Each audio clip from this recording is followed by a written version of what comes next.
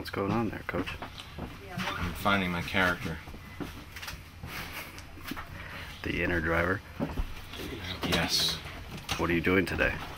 Playing Happy Hogan. At the time, it seemed like a good idea. Let's try to make my hair look like how it looks in the comics. This is it. This is what you get. It's not too dissimilar to your regular haircut. Is it not? Just straight instead No, of curly. we're gonna put a little product in here and straighten it out. It's a little thicker.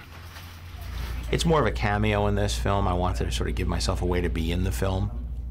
As a director of a big movie, there isn't really a lot of latitude to do much of a performance, but I was able to sort of weave my way in and out of scenes.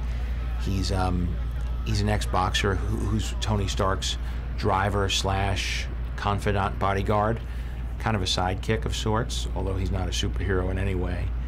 And he doesn't crack a smile, and so he ironically is given the name Happy. And it's more for the comic book fans to see that, we're sort of trying, in a way to incorporate as much of the source material as we could, being that this is the first Marvel movie made for Marvel fans. So here it is. This is it. This is Happy Hogan. I hope the fans like it. You like it, Pete? It's great. I really do. The real reason I'm doing this, I just broke it to Gwyneth that I marry her. Edwards Air Force Base is here about 70 miles northeast of Los Angeles, and John wanted to include Edwards Air Force Base in the story specifically just because it has such a proud heritage of flight tests. They really wanted to tie that into sort of the research and development aspects of Stark Enterprises. So we did a lot of filming there. We shot there for 3 days. We shot on a C-17 cargo plane. We brought in an F-22 and a Global Hawk as set dressing. And we used about 300 airmen and actually Marines as well as extras. So you've got first look, one shot, one kill.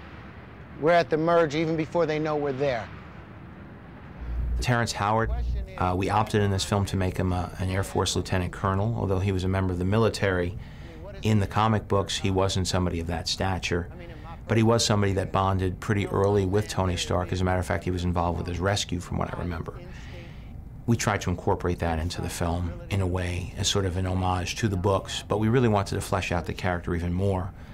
And Rhodey becomes War Machine if you follow the course of the books. And as we sort of look forward to see this as a chapter in a series of films, if we could be so lucky, I think that following Terrence Howard as he becomes a superhero in his own right is something that I'm really curious and interested in. That lovely lady you woke up with, what was his name? I think it was Ivan. No, it's your sister. Right. Come on, give us a few seconds, you guys. Pleasure to meet y'all. Soon after that shoot, those guys cycled over to Afghanistan. So no joke, those are really tough guys, and they get a real tough job to do. And it was really nice to see Terrence and John and Robert interact with them and just be really just humbled by what a tough job those guys got and what real pros they are. It's nice seeing you. One of those? Yeah. One more? Okay, Of course you can. One more, guys. Going again right away?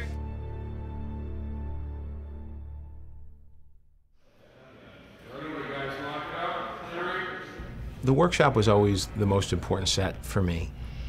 It was the space that was going to tell you before he got captured and builds the Mark I suit that he's a guy who likes fabricating, he likes working with his hands.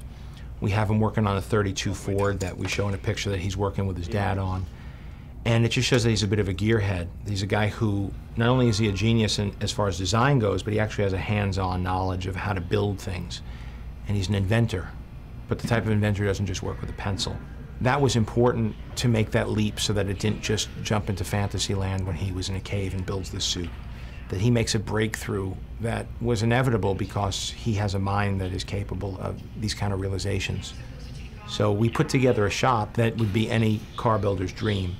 We have everything from old English wheels that look like they were passed down from generation to generation. Maybe they were his dad's that were passed down. And then you also have like CNC machines that are sort of state-of-the-art, or plasma cutters. And everything we figured was tied in and automated to the brain of the house. So I wanted to create a real mix of high-tech and low-tech. Why are you hustling me out here? Where are you going? You have plans? Yes, as a matter of fact, I do.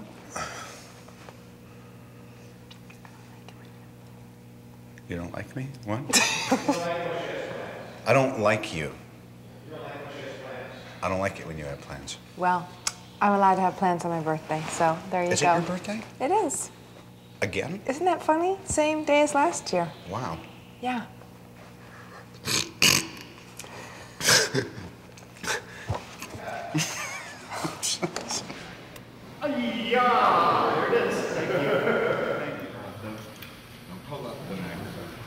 You're probably feeling coolness. Unless it, I was definitely not a comic book reader, but my brother was, so I grew up with Marvel comics around the house, and my brother had Spider-Man underoos and Spider-Man sheets and Spider-Man everything from a very young age, and he was definitely into comic books, so I was exposed to it, although, you know, I'm a girl, let's face it, so. You feel it? You feel the wine? Oh, Okay. pus! Okay, don't worry about, it's not pus, it's an organic plasmic discharge from the device, it's not from my body. Oh, it smells. It's basically making a very tall upside down U. I'm a huge military channel and Sergeant Rock. I mean, so superheroes are great. Superheroes who manufacture weapons and then build one that they wear and use, to me, is just a complete nerdgasm. Now we're ready. I think the band's ready to go on. So without further ado, I present Robert Downey Jr. and the Boot Brigade. In an origin story of a superhero, you have certain responsibilities, one of which is, you know, showing how the hero came to be. And it takes a lot out of a movie to have that kind of burden. But what it gives you is the opportunity to allow the audience to sort of become the hero with the hero. And I have the most fun as a viewer when I see the learning curve of a hero. There's a tendency to want to just go right for the fighting and right for the action. But I know my favorite part of the first Spider-Man film was watching him come to terms with his powers, learn how to swing from his webs. And I referred back to a lot as we met and went to pre-production meetings talking about what the set pieces would be. I thought you said you were done making weapons. It is. This is a flight stabilizer. It's completely harmless. 2, 1,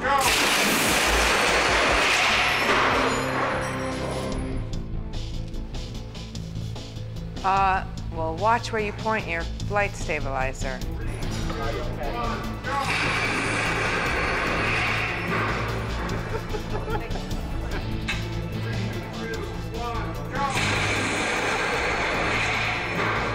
It's really dangerous. I like the guy that he's probably just as likely to kill himself trying to save people as he is to do the right thing. 2, 1. As far as Robert Downey doing stunts, he wants to keep doing more and more, and I got to keep reining him back because he's very game to just keep right on going.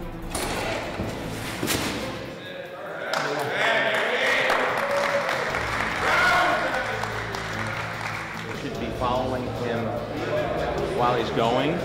So when he hits the wall and falls down, there could be like a beat of no movement, and it's just punctuated by the blacks. It's a timing thing, so.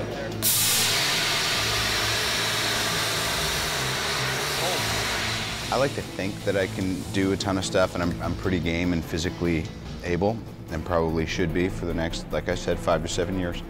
So, but then I'll talk to Tommy, and he'll be like, yeah, we're not gonna have you do that. I could do that. He goes, no, I couldn't. Well, maybe you could, but I wouldn't let you.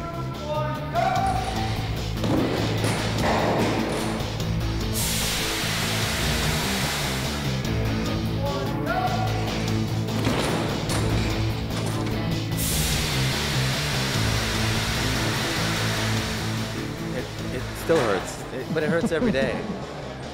Getting up looking like this. It hurts in here, emotionally. But I'm doing better. I'm doing better. Can I go now?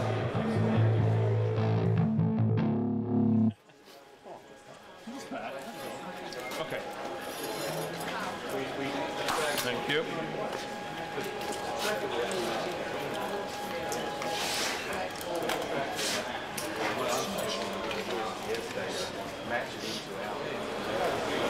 We're about to do Tony Stark experimenting with the combination of boots and gauntlets. This is his first successful flight in his workshop.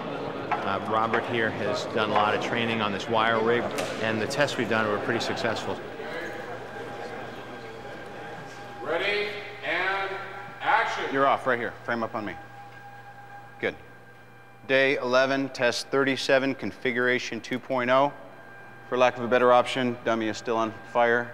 Safety, if you douse me prematurely, I swear to God, I will donate you. You'll be at a city college. All right, we're gonna start off really nice and easy. Don't talk when I'm talking. 1% capacity in 3, 2, 1. Nice. 3, 2, 1, drop. Great. Steady. I've done wire work both as an actor and as a director in the past. I think people have been seeing wire work for so long that whether consciously or subconsciously, they could tell where the pick points are, they could tell where the wires are attached, and even if you use, computers to paint everything out, there's something about the physics of it that is unconvincing to me. And I was very skeptical if we could use it at all or if we take the audience out of the movie. What we did was we developed a way by which the character was picked or supported by his feet.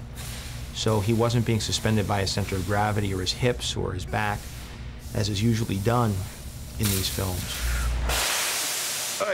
Sorry. Clean up later. His feet are supporting his weight. So it actually looks like he's being supported by the blast of the repulsors in the bottom of his boots. And you could see the dynamics as he's flying through the air feels much truer to what the real physics of flying, being powered by your feet, would be. Learning one's powers is always the most fun. Okay. What would happen to you or to me or to anybody putting this thing on and trying to operate it? It's like surfing. I feel pretty clumsy in the beginning. And here he's wearing an engine, pretty elaborate thing. Yeah, I can fly.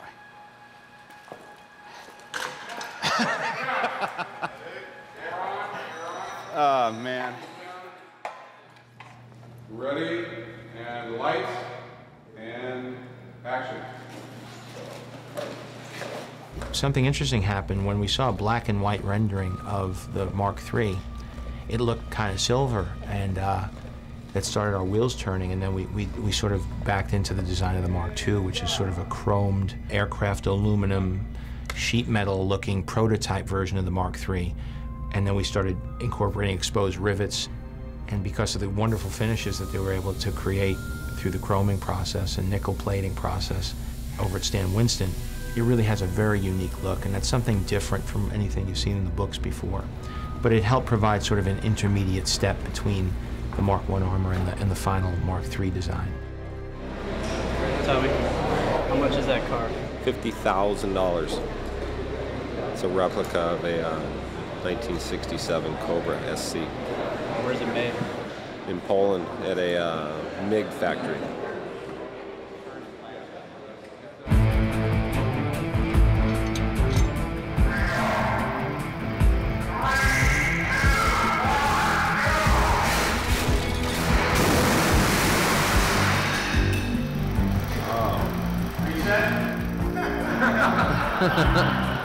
That brings a tear to my eye. If you like cars at all, that hurts.